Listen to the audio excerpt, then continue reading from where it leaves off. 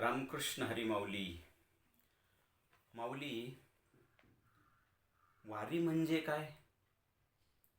तर वारी म्हणजे भक्त आपल्या प्रेमरूप टाळ आणि मृदुंगाने संतांनी निर्माण केलेल्या अभंगरूप मार्गाने हृदयातील पांडुरंगाला आपलासा करून घेतो व त्या पांडुरंगालाही आपल्या हृदयात नाचायला लावतो.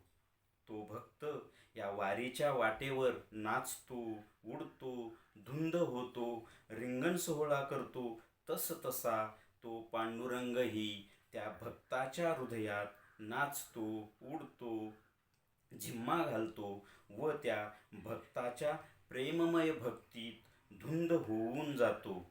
अशा या सहज सुलभ वारीने तो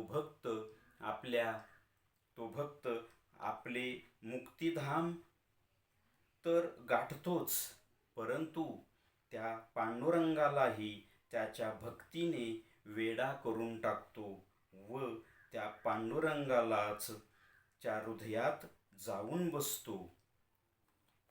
असा हा वारकरी आपल्या वारीच्या निमित्ताने त्या पांडुरंगालाही वेडा करून टाकतो. पांडुरंगही या वारीची वाट पाहत असतो, कारण इतर वेळेला क्वचित काहीच भक्त पांडुरंगाला भेटतात, मात्र या वारीच्या निमित्ताने असंख्य अगणित असे भक्त पांडुरंगाला भेटतात. त्यामुळे पांडुरंगही त्या वारीची वाट पाहतो आणि त्या वारीमध्ये पंढरपुरात पांडुरंग भक्तांची वाट पाहत तिथेच धुंद होतो.